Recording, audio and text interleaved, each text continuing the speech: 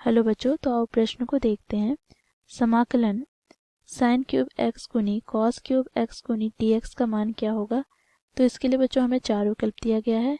ए विकल्प में 1/4 गुनी साइन की घात 4x माइनस 1/6 गुनी साइन की घात 6x प्लस सी। बी विकल्प में 1/4 गुनी साइन की घात 4x प्लस 1/6 गुनी साइन की घात 6x प्लस सी।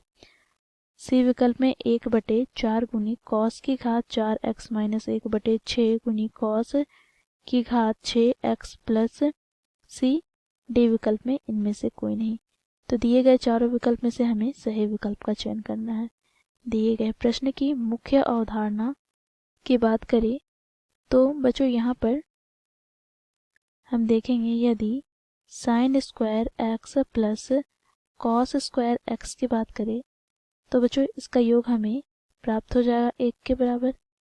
साथ ही बच्चों यदि हम साइन एक्स को एक्स के सापेक्ष अवकलन करें तो बच्चों ये हमें प्राप्त हो जाता है कॉस एक्स के बराबर। अब यहाँ पर हम देखेंगे यदि एक्स की घात n को एक्स के सापेक्ष समाकलन करें तो ये हमें प्राप्त हो जाता है बच्चों। देखो एक्स की घात n प्लस 1 बटे n प्लस 1 प्लस का सी यहाँ पर समाकलन अचर है। तो दिए गए प्रश्न को बच्चों हम इस मुख्य अवधारणा की सहायता से हल करेंगे। तो प्रश्न में बच्चों हमें समाकलन दिया गया है i। तो i बराबर क्या हो जाएगा, तो देखो यहाँ पर साइन क्यूब एक्स गुनी कॉस क्यूब एक्स गुनी डी एक्स। अब बच्चों देखो बराबर यहाँ पर समाकलन साइन क्यूब एक्स। अब कॉस क्यूब एक्स को क्या लिखेंगे, तो कॉस स्क्वायर एक्स गुनी कॉस एक्स गुनी डी एक्स। अब यहाँ से बच्चों देखो समाकलन साइन क्यूब एक्स। अब कॉस स्क्वायर एक्स को क्या लिखेंगे, तो 1 माइनस साइन स्क्वायर एक्स मुख्य अवधारणा की सहायता से गुना यहाँ पर कॉस एक्स गुनी डी एक्स है। अब बच्चों यहाँ पर हम प्रतिस्थापित कर लेते हैं।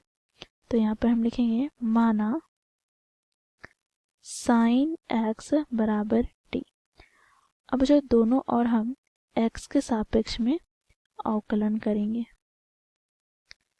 तो यहाँ से हमें प्राप्त हो जाएगा बच्चों देखो साइन एक्स का अवकलन हमें प्राप्त हो जाएगा कॉस एक्स और डी एक्स बराबर के बाएं ओर आएगा तो गुना में आ जाएगा बराबर डी टी।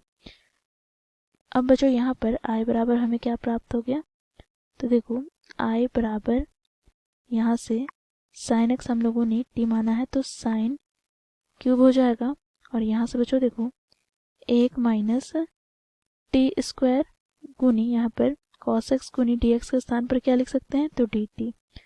अब बच्चों देखो इसे हम सरल कर लेते हैं तो यहाँ से हमें i बराबर प्राप्त हो जाएगा। देखो कोष्टक खोलें तो t की घात 3 माइनस टी की घात 3 को हम गुना करेंगे टी स्क्वायर से। तो बच्चों हम जानते हैं यदि x की घात m गुना x की घात n हो अर्थात दोनों का आधार समान हो तो ये बराबर हो जाता है x की घात m प्लस n के। तो यहाँ से बच्चों हमें प्राप्त क्या हो जाएगा, तो t की घात 5 अब ये हो जाएगा गुना में dt। अब बच्चों इसका अलग अलग हम समाकलन करें तो t की घात 3 को हम t के सापेक्ष में समाकलन करेंगे माइनस यहाँ पे t की घात 5 को हम t के सापेक्ष में समाकलन करेंगे।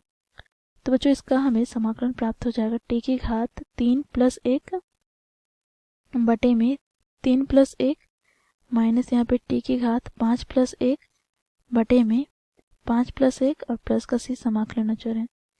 तो यहाँ से हमें प्राप्त हो जाएगा बच्चों देखो t की घात 4 बटे 4 माइनस t की घात 6 बटे 6 प्लस का सी। अब बच्चों देखो t के स्थान पर हम मान रखेंगे, क्या हम लोगों ने माना है t को, तो साइन x। तो साइन x की घात 4 तो साइन की घात 4 हो जाएगा x बटे में 4 माइनस यहाँ पर साइन की घात 6x बटे 6 प्लस का सी हमें प्राप्त हुआ दिए गए समाकलन का मान।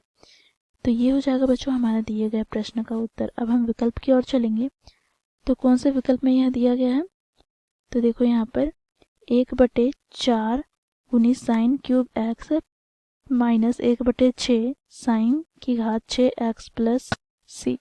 तो बच्चों विकल्प ए हमारा सही विकल्प हो जाएगा, बाकी विकल्प गलत हो जाएंगे। तो दिए गए प्रश्न को बच्चों मुख्य अवधारणा की सहायता से हम लोगों ने इस प्रकार हल किया। आशा करती हूँ आप लोगों को यह प्रश्न समझ में आया होगा। धन्यवाद।